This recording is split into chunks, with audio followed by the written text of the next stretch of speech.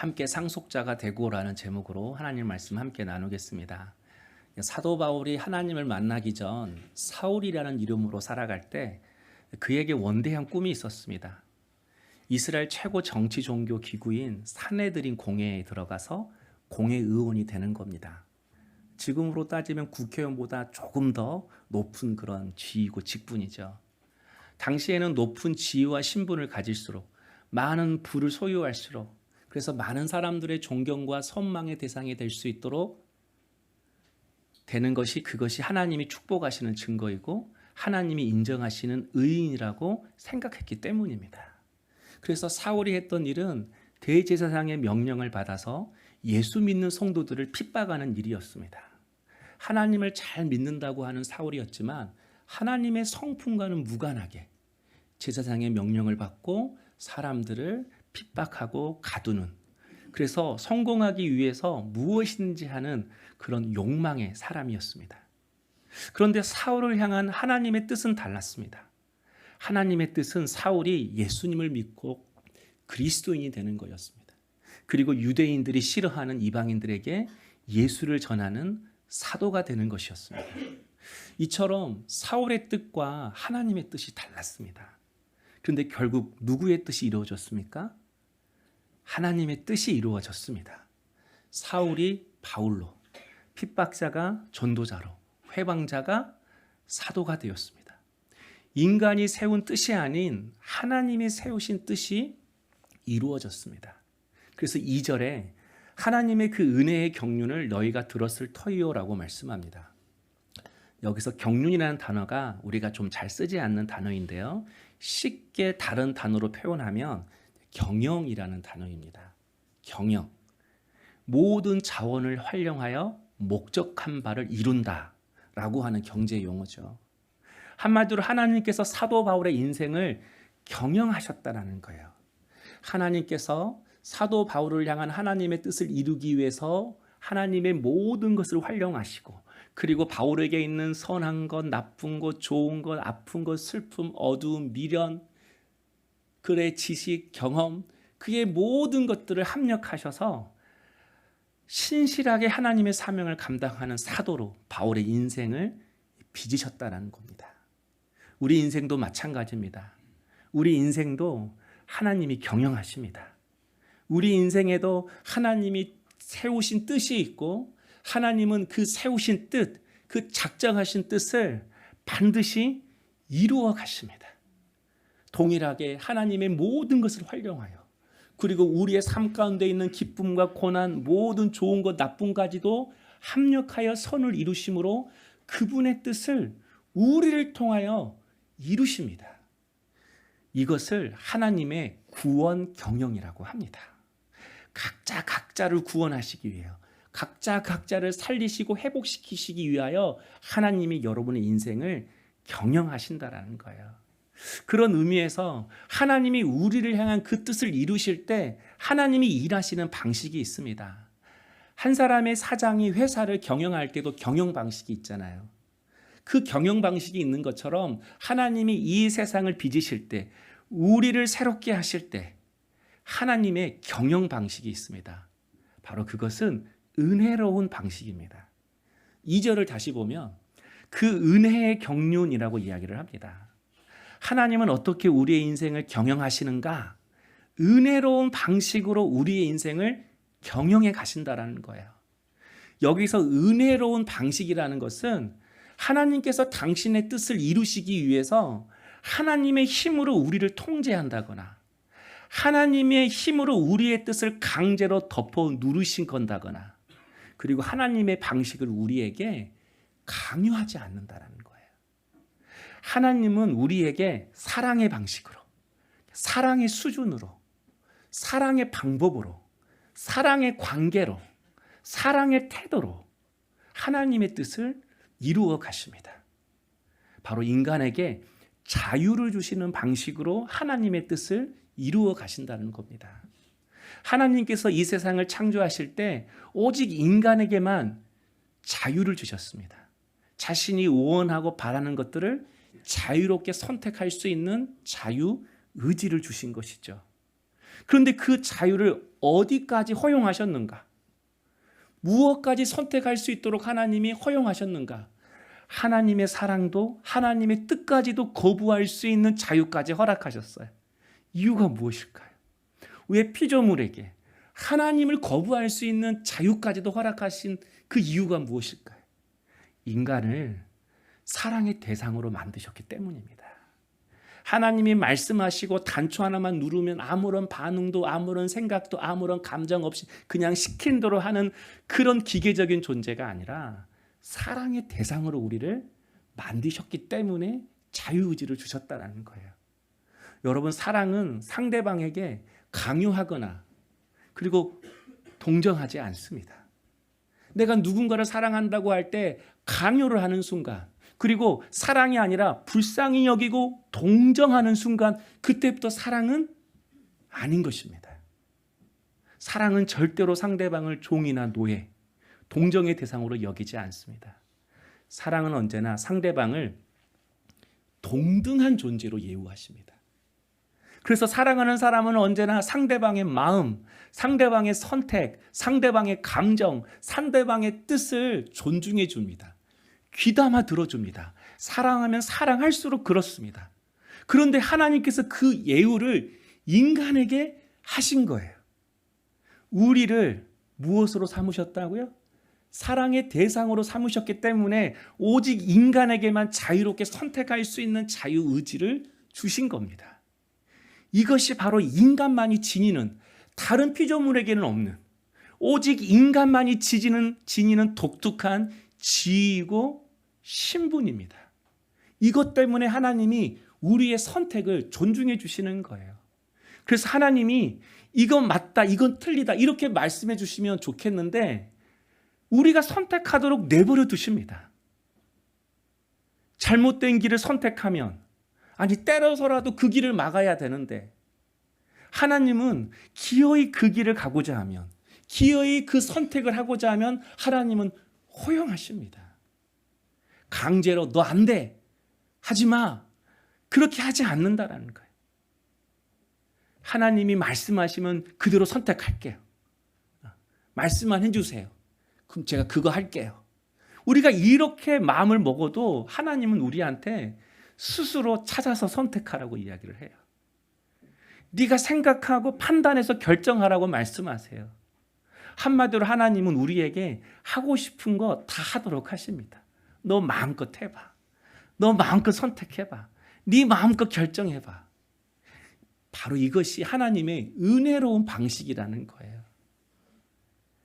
우리에게 자유를 주시면서 하나님은 당신의 뜻을 이루어 가십니다. 그런데 여러분, 우리 마음대로 선택하라고 하시는 그 은혜로운 방식 때문에 사도 바울이 어디까지 갔죠? 어디까지 그가 깨졌죠? 예수 믿는 사람들을 핍박하고 고난 주는 자리까지 갔습니다. 그것도 모자라서 스데반을 죽이는데 앞장서는 자리까지 갔습니다. 선택하라고 하신 그 자유를 내버려 두었더니 사도 바울이 거기까지 간 거예요. 온 인류는 어디까지 갔습니까?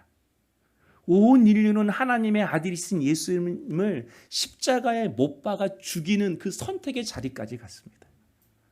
뿐만 아닙니다. 또 우리는 어떻습니까? 우리의 잘못된 선택과 결정들로 인해서, 또 옆에 있는 사람의 선택과 잘못된 결정으로 인해서 우리 인생에 많은 고통과 아픔과 상처가 찾아왔습니다. 그래서 하나님에 대한 의심, 불신, 원망들이 우리 안에 있습니다. 사람들에게는 배신, 거절, 상처들이 있습니다. 하나님이 전능하시고 우리를 사랑하신다면 내가 아무리 잘못된 길을 걸어간다 할지라도 그때 하나님이 막아주시면 되잖아요. 근데 하나님이 그렇게 하시지 않은 거예요.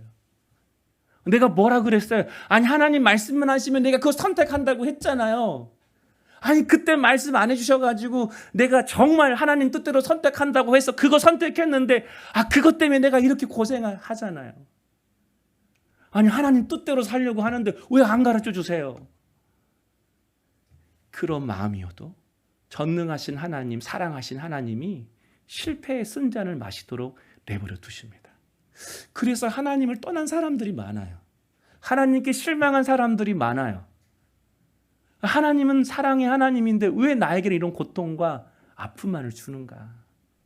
그러나 여러분, 우리의 선택과 우리의 결정으로 인해서 우리에게 찾아오는 그 환경을 통해 여러분, 우리의 신앙의 현 주소를 알 수가 있습니다.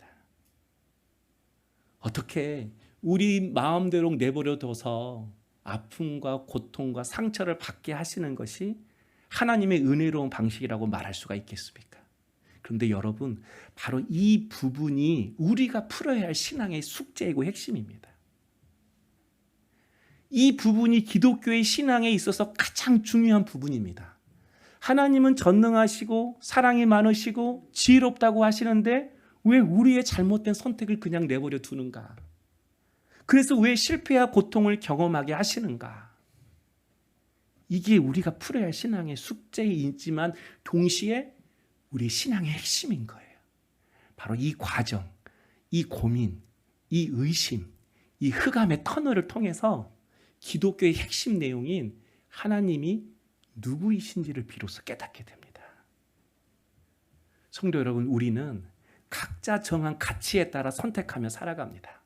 내가 좋다고 하는 거, 내가 최고라고 하는 것을 나는 선택해요. 아이폰이 좋은 사람은 절대로 갤럭시 선택하지 않습니다. 그게 최고의 가치라고 생각하니까. 내가 가치 있다고 생각하는 것에 나의 시간과 나의 에너지와 나의 물질을 쏟습니다. 그러니까 내가 가치 있다고 생각하는 것을 우리는 선택하며 산다라는 거예요. 그래서 여러분, 우리가 아무리 교회를 오래 다니고 말씀을 많이 안다고 해도 우리의 삶 속에서 내리는 그 선택을 보면 무엇에 가치를 두고 사는지를 알 수 있습니다. 그 청년사회 갈 때 그 결혼 배우자가 누구냐 이렇게 물어보면 다 그렇잖아요. 저는 믿음만 본다고. 믿음만 본다는 말이 얼굴도 보고 믿음도 보고 돈도 보고 직장도 보고 이게 다 들어있는 거예요. 여러분, 우리의 삶 속에서 내리는 그 선택을 통해서 우리의 믿음의 수준이 어디인지, 우리의 믿음의 실력이 어디인지, 우리의 믿음의 깊이가 어느 정도인지 그때 알게 되는 거예요. 사도 바울은 처음에 그것이 명예였고 돈이었고 지위였고 성공이었습니다. 그래서 남들보다 더 빨리 성공하기 위해서 예수 믿는 사람들을 잡아서 핍박하는 일에 앞장섰습니다. 그런데 그런 바울에게 부활하신 예수님이 나타나셨어요. 그리고 사울아 사울아 왜 네가 나를 핍박하느냐라고 말씀하셨습니다. 그 순간 사울은 며칠간 앞을 보지 못했어요. 며칠간 아무것도 먹지 못했어요. 그만큼 사울에게는 충격이었어요. 바로 이때 깨달은 거죠. 자신이 가치 있다고 한 선택들이 예수 믿는 성도들을 고통으로 몰아넣는 거였구나. 내가 내 삶 속에서 내린 그 선택과 그 결정들이 내가 가장 사랑한다고 하는 그 사람들을 고통과 아픔 속에 몰아넣는 거였구나. 나는 이게 좋아, 나는 이게 옳아 라고 했던 나의 판단이 결국은 하나님의 뜻을 대적하는 거였구나. 그리고 그런 나의 선택과 결정들이 결국 예수를 십자가에 못 박는 일이었구나. 그래서 다른 사람이 아니라 내가 예수를 십자가에 못 박았구나. 바울이 부활하신 주님을 만나는 순간 이걸 깨달은 겁니다. 자신의 선택과 결정들이 만든 것은 생명도 진리도 선도 아니라 고통이요, 아픔이요, 상처요, 죽음이요, 배신이요, 거짓이요, 흑암임을 그가 알게 되는 거예요. 잘못된 선택으로 인해서 겪는 그 과정과 그 넘어짐과 그 실패의 쓴잔을 통해서 자기 자신의 모습이 드러나는 것이죠. 근데 여러분, 이때 깨어납니다. 이때 믿음의 눈이 확 열립니다. 아, 내 믿음의 수준이 이거구나. 내가 누구인지를 알게 되는 거예요.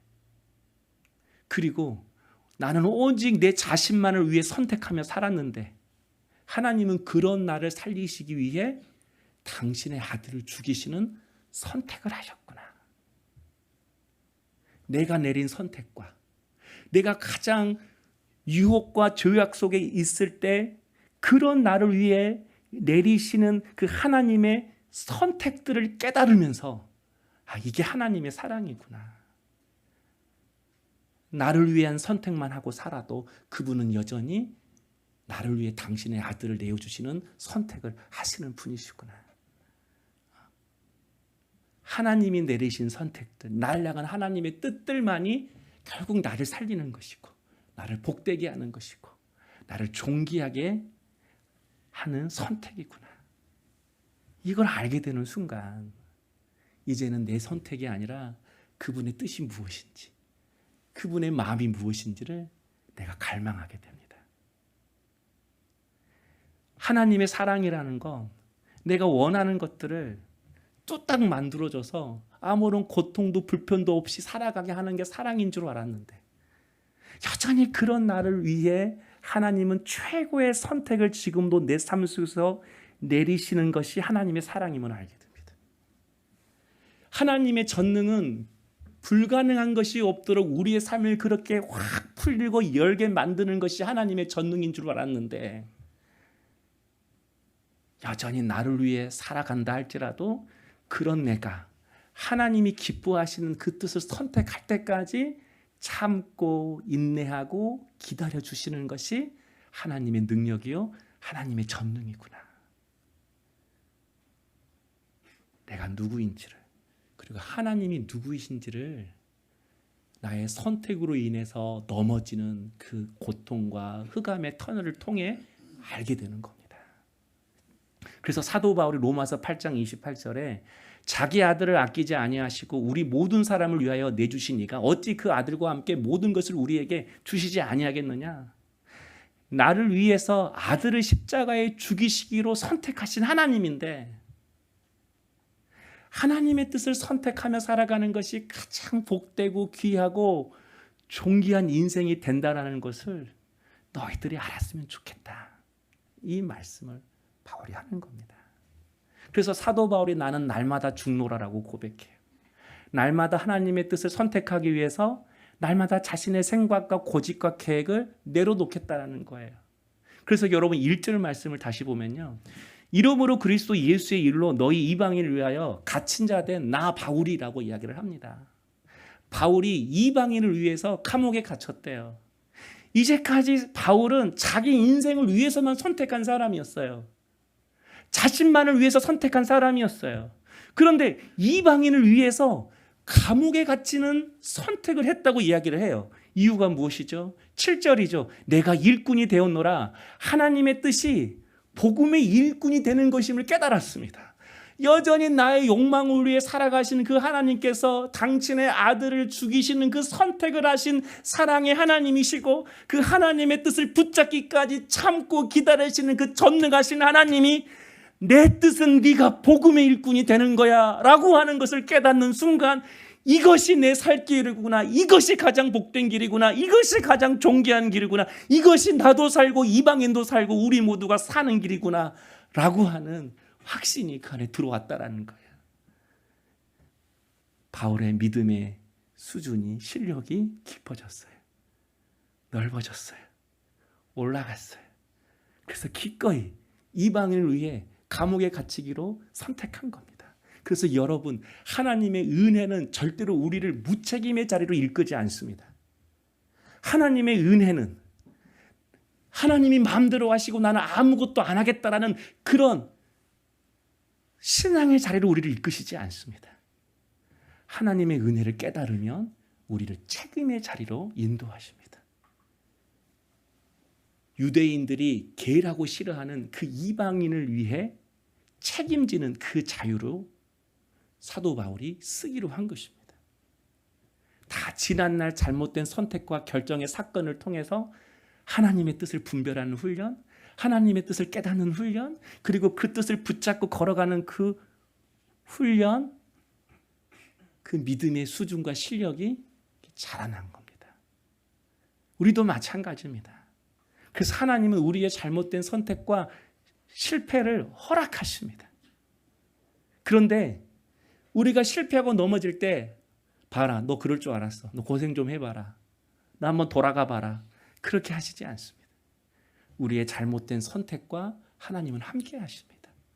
이스라엘 백성들이 광야에서 원망하고 불평하다가 하나님이 너희들 40년 돌아야 돼 라고 했을 때 하나님은 니들만가 그러지 않았습니다. 하나님도 함께 그 40년을 걸으셨습니다. 그래서 우리의 무지 속에 하나님의 신실함과 하나님의 지혜를 담으셨습니다. 우리의 삶 속에서 항상 함께 하심으로 깨닫게 하시는 거죠. 우리의 선택과 결정이 무엇을 만들어내고 그리고 하나님의 뜻과 선택은 무엇을 만들어내는지 우리로 하여금 깨닫게 하시고 보게 하십니다. 그래서 스스로 선택하고 결정하게 하시는 것이죠. 하나님이 가치 있다고 하는 것을 나도 가치 있게 여기고 하나님이 기뻐하고 좋아하는 것을 나도 좋고 기쁘게 여기면서 그것을 선택하는 하나님의 사람으로 하나님은 우리와 함께 하시면서 우리를 빚어가시는 것입니다. 사랑하는 성도 여러분, 하나님은 우리를 종으로 부르신 것이 아니라 하나님의 자녀로 부르셨습니다. 하나님이 사랑하시는 대상으로 만드셨다는 거예요. 그래서 여러분, 우리가 예수 믿고 죄사함 받아 하나님의 자녀가 되는 것은 구원의 완성이 아닙니다. 구원의 시작입니다. 우리는 사랑하고 결혼식을 하면 그 결혼식이 결혼의 결론이라고 생각합니다. 사랑의 결론이라고 생각합니다. 절대 그렇지 않습니다. 결혼은 사랑의 시작일 뿐입니다. 서로 다른 사람이 결혼식을 통하여 이제 진짜 사랑의 시작을 하는 것입니다. 구원도 마찬가지입니다. 우리가 예수 믿고 하나님의 자녀가 되어서 천국을 선물로 받습니다. 그러나 그것은 시작일 뿐입니다. 그때부터 하나님은 그 하나님 나라를 살아갈 수 있도록 죽어서 천국에 누리는 삶이 아니라 이 땅에서도 그분의 뜻에 순종하며 그분의 통치 안에 들어가며 그분이 주신 은혜와 평안을 어떠한 고난과 환경 속에서 누리는 하나님의 자녀의 수준으로 우리를 빚어가시는 것입니다. 우리의 믿음의 수준과 깊이를 높여가시는 것입니다. 어디까지 높여가시는가? 6절이죠. 그리스도 예수 안에서 함께 상속자가 되고 우리가 상속자가 되는 자리까지 가십니다. 하나님의 자녀가 아니라 상속자가 되는 자리까지 우리를 빚어가신다라는 거예요. 여기서 상속자라는 것은 하나님의 능력과 은혜를 내가 충분히 받아가지고 이 땅에서 누리며 살아가는 것을 말하지 않습니다.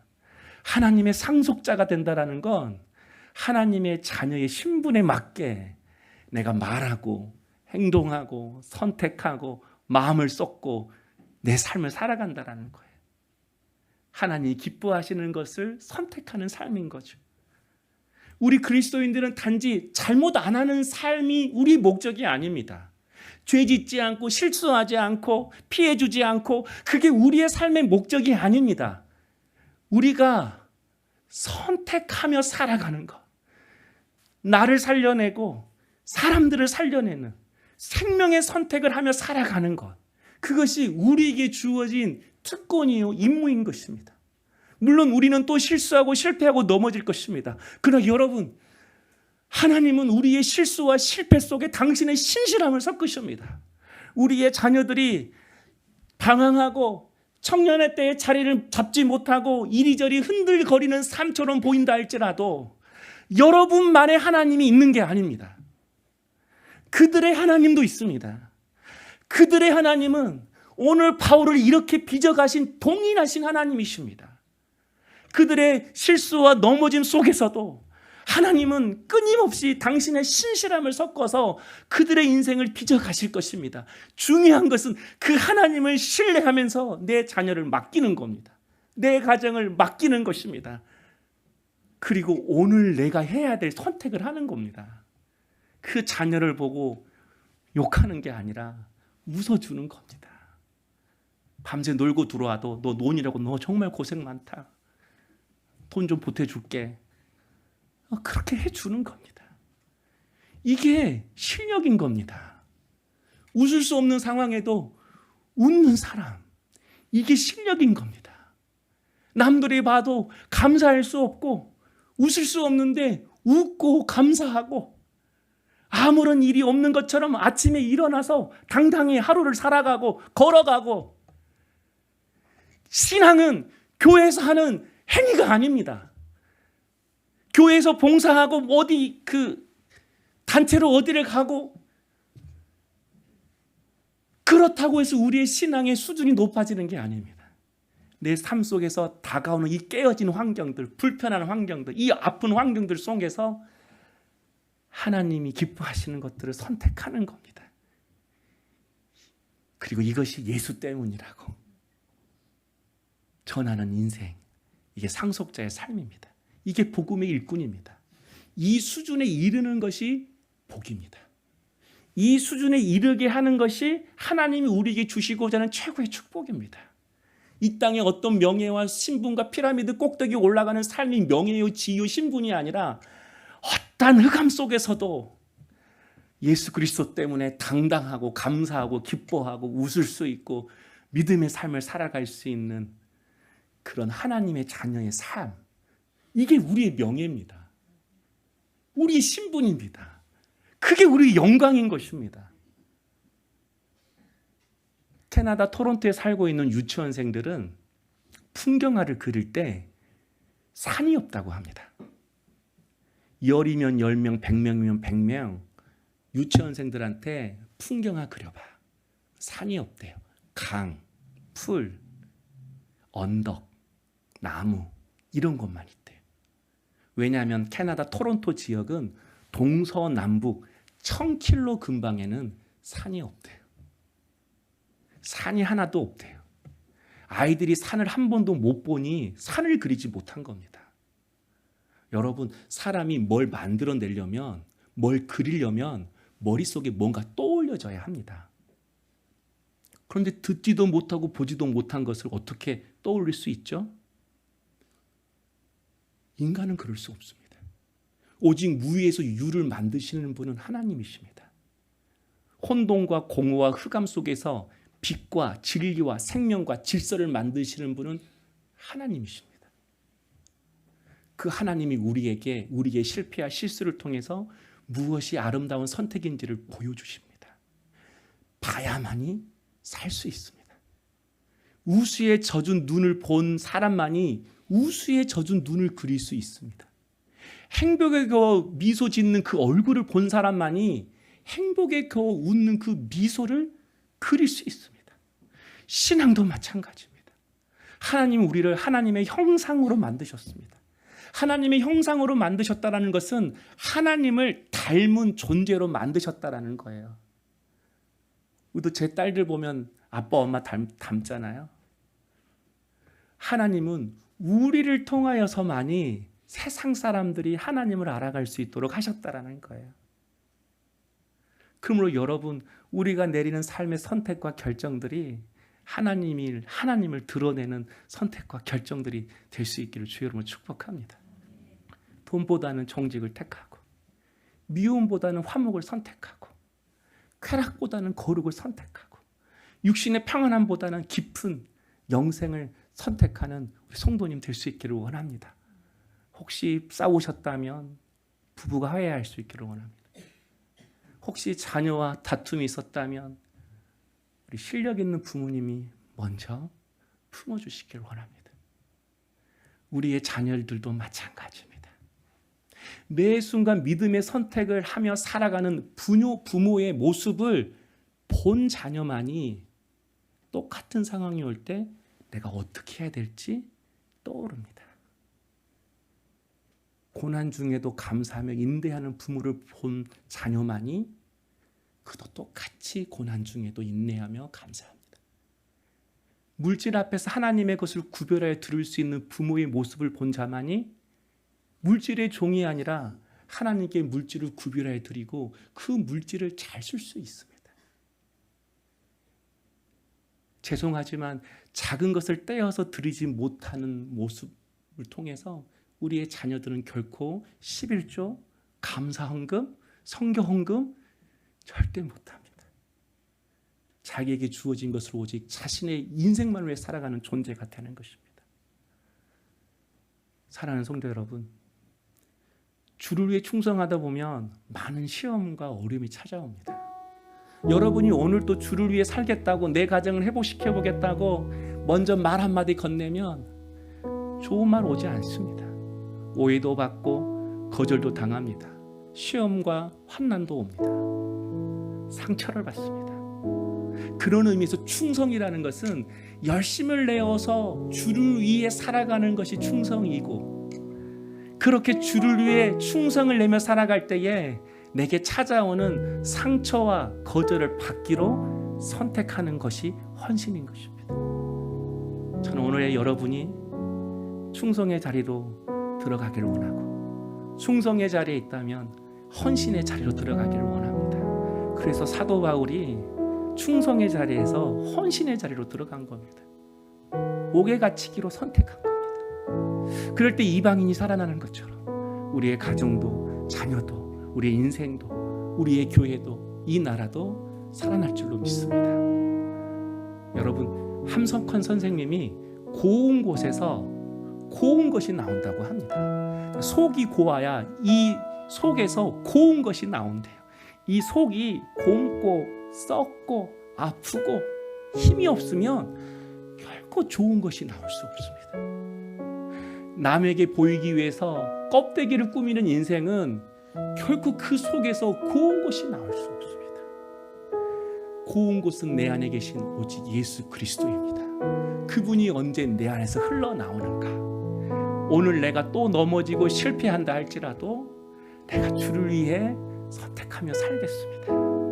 어제까지만 해도 내가 나를 위해 선택해서 내가 돌아가고 나 때문에 수많은 가정과 사랑하는 사람이 고통 속에 있었다 할지라도, 그래도 하나님, 오늘 다시 한번 내가 한번 선택해 보겠습니다. 이런 깨어짐과 넘어짐과 실패 속에서도 끊임없이 믿음으로 살려고 할 때에 우리 안에 계신 보배로우신 예수, 고우신 예수, 그분이 흘러나와서 우리의 삶도 곱게 만드실 것입니다. 우리의 가정도 곱게 만드실 것입니다. 그러므로 사랑하는 성도 여러분, 하나님의 상속자로서, 하나님의 자녀로서 우리 명예롭게 사십시다. 당당하게 사십시다. 특권으로 여기며 사십시다. 그래서 여러분의 믿음의 선택과 결정을 통해서 살아나는 역사, 생명의 역사가 나타나기를 주의 이름으로 축복합니다. 우리 기도하겠습니다.